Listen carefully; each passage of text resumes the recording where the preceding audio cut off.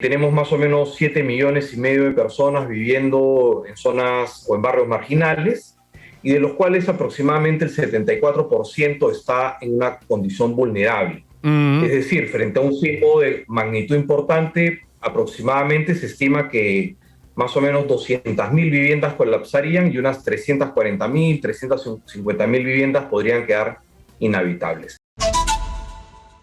O sea, lo que hay que hacer seguimiento es a Lima y a las casas, a Lima y a las construcciones, a Lima y a los solares, a Lima y a las quintas, a Lima y a las autoconstrucciones, a Lima y a los cerros donde se han hecho casas por todos lados y de la manera que la gente ha querido, porque desgraciadamente si algo ha faltado en esta ciudad como en todo el Perú, han sido alcaldes, han sido autoridades que planifiquen como manda la norma el crecimiento urbano, que tengan un plan director, que tengan un plan de habilitación urbana, que tengan un plan de crecimiento y de expansión, que articulen ese plan, por supuesto, con servicios básicos y con lugares en donde la gente pueda dignamente vivir, no como ahora viviendo en peligro permanente, que se le caiga en la cabeza, en la espalda o en el cuerpo ante un movimiento como el que ha ocurrido el día de ayer. Sobre este tema hablamos con Rudolf Giese, él es decano de la Facultad de Arquitectura de la Universidad de Ciencias y Artes de América Latina, UCAL, sobre lo que puede ocurrir en Lima y en gran parte del país, y hay un sacudón mayor al que tuvimos el día de ayer. Qué gusto saludarle, señor Giese. Muy buenos días y bienvenido a Exitosa Perú. ¿Qué tal, Manuel? ¿Cómo estás? Muy buenos días. Muchísimas gracias por la invitación. Buenos días. Digamos, de manera rápida, ¿cuál es la situación de Lima en cuanto a construcciones, en cuanto a edificaciones, a propósito de lo de ayer y a propósito de la posibilidad anunciada por expertos de un gran sismo de magnitud superior a 8? ¿Cuál es la realidad de Lima? Bueno, Lima es una ciudad sumamente compleja. Es una ciudad joven, pero es una ciudad compleja. Una ciudad que tiene aproximadamente 100 kilómetros de norte a sur y 65 a 70 kilómetros de este a oeste. ¿Te imaginas, pues, entonces la dimensión que tiene? Una ciudad donde el 80% de las edificaciones son autoconstruidas o informales. En los últimos años, el 93% de la vivienda que se ha edificado en la ciudad de Lima es de carácter informal. Quiere decir que ese 80% va a incrementarse en muy pocos años. Tenemos más o menos 7,5 millones de personas viviendo en zonas o en barrios marginales, y de los cuales aproximadamente el 74% está en una condición vulnerable. Es decir, frente a un sismo de magnitud importante, aproximadamente se estima que más o menos 200.000 viviendas colapsarían y unas 340.000, 350.000 viviendas podrían quedar inhabitables. Ese es el contexto en el cual hoy día estamos en la ciudad de Lima. Ahora, son cifras realmente dramáticas, pero digamos, ¿es posible identificar algunas zonas más complicadas que otras de Lima? Hacer, digamos, un inventario y decir, aquí estamos más complicados en otros lugares y empezar a trabajar. ¿Hay zonas de mayor vulnerabilidad más claramente identificables? Sí, correcto, Manuel. Fundamentalmente el riesgo se da por dos factores, ¿no? Por el tipo de suelo sobre el cual estamos edificando. Y en ese sentido existen suelos de carácter de tipo blando, ¿no? Como los distritos de Ventanilla, y El Salvador, Ate, La Molina, entre otros. Digamos, en este tipo de suelo también podríamos catalogar las edificaciones que están en laderas, por ejemplo, en toda la periferia de la ciudad. Entonces, ese es un factor, el tipo de suelo. Y el otro es el tipo de construcción. Y sabemos, pues, que una autoconstrucción que no tiene asesoría técnica es una construcción que no sigue la norma y que difícilmente pueda estar preparada para enfrentar un sismo de manera exitosa, ¿no? Entonces, si miramos por el lado de suelos, estaríamos hablando de que las zonas de mayor riesgo, estamos hablando de Ventanilla, zonas donde hay arenal en realidad, ¿no? Vi El Salvador, por ejemplo, en donde además Lomo de Corvina, que es una de las zonas probablemente de mayor complicación, las construcciones que se han hecho en zonas de ladera o en zonas de cerro, de manera, por supuesto, absolutamente arbitraria y no técnica. Esas, digamos, son las zonas en función de suelos que son más complicadas. En función de construcción, toda la autoconstrucción de Lima, pero en cuestión de antigüedad, el centro de Lima, los solares, las quintas, Rimac, Barrios Altos, ¿eso qué nivel de peligro y de riesgo representa?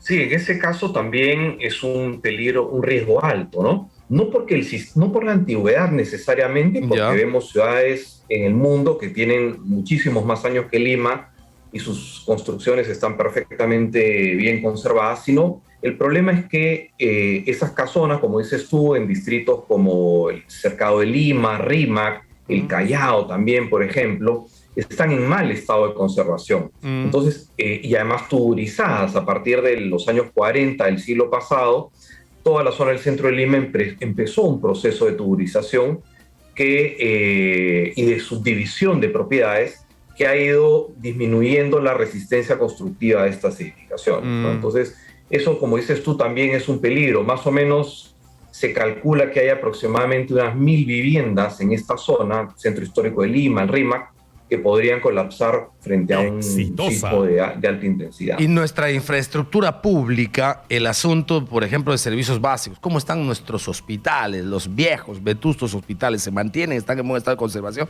Nuestra infraestructura de agua potable, nuestra infraestructura eléctrica, nuestra infraestructura de saneamiento. Bueno, no digo colegios porque finalmente siendo importantes no terminan siendo vitales, ¿no? O sea, que se me caiga un colegio, si los chicos no están ahí, no hay mayor complicación, porque si me caiga la planta de tratamiento de agua potable, Huachipa, Dios mío, se queda sin agua Lima y por supuesto es otra cosa. O sea, ¿cómo está eso? El asunto de lo que corresponde a infraestructura de servicios básicos en Lima.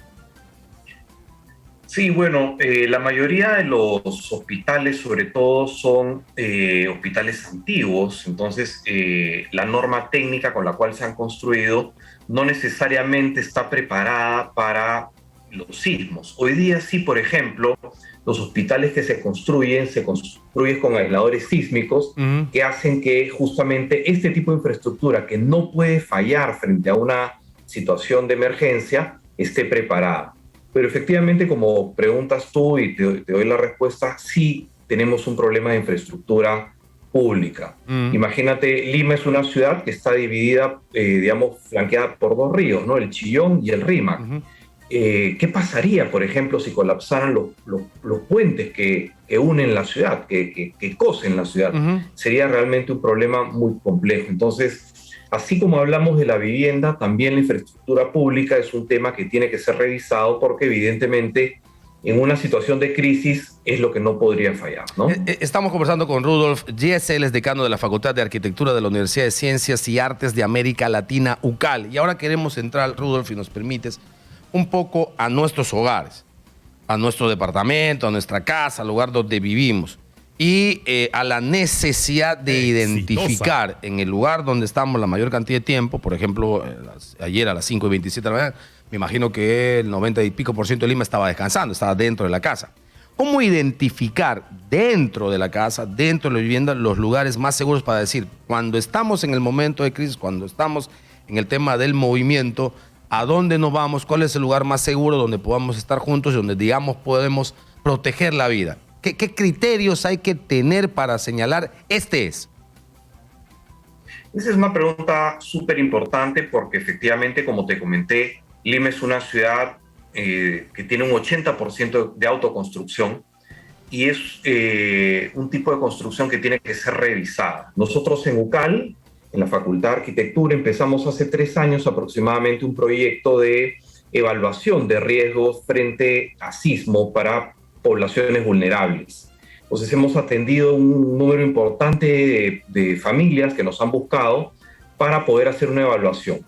Vamos con un equipo de estudiantes, de docentes, hacemos un checklist, revisamos algunos puntos significativos y recomendamos a las familias algunas posibles soluciones frente a esta situación. ¿Qué cosa evaluamos? Primero, como te comenté, el tipo de suelo sobre el cual está edificada la vivienda. Si es un suelo arenoso, si es un relleno sanitario. No te olvides que hay muchas zonas de Lima que se han construido sobre rellenos sanitarios. Si está en ladera, si el material es suelto, por ejemplo. Bueno, hay varias condiciones. Después, si la vivienda es autoconstruida, es decir, si se ha edificado sin asesoría técnica. Eso es fundamental también para entender, digamos, frente a de qué estamos hablando. Después revisamos el estado de las instalaciones eléctricas y sanitarias, es decir, digamos, la condición en la cual están tanto las instalaciones de agua como de desagüe y de luz, por ejemplo. Después hacemos una revisión del estado propio de la construcción.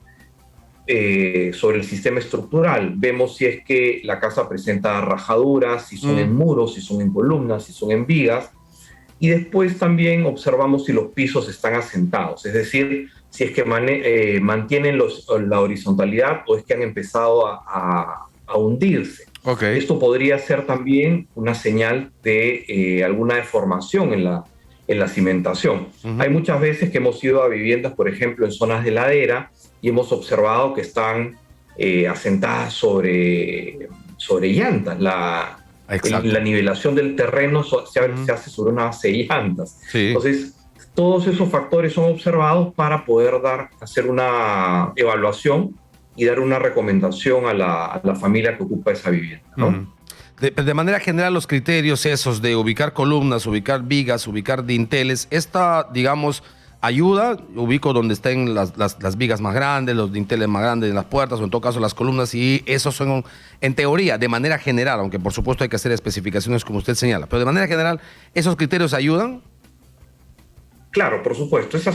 La zona de donde está la estructura de la vivienda es la zona más segura. Correcto. Entonces, lo que nosotros normalmente hacemos con los estudiantes y con los docentes de la universidad es plantear algunas recomendaciones para reforzar por lo menos algunas zonas en la vivienda, entendiendo evidentemente la condición económica de las familias a que atendemos, pero lo que buscamos es garantizar la seguridad y la vida de las personas, que es lo más valioso. No nos olvidemos pues que la vivienda es la inversión de la vida de las familias en el Perú. Los ahorros están expresados ahí. Una vida entera. Para mucha gente es su vida entera lo que tienen de casa. Por supuesto, la idea es hacerla de la mejor manera posible. Muchas gracias, Rudolf Giese, decano de la Facultad de Arquitectura de la Universidad de Ciencias y Artes de América Latina, UCAL.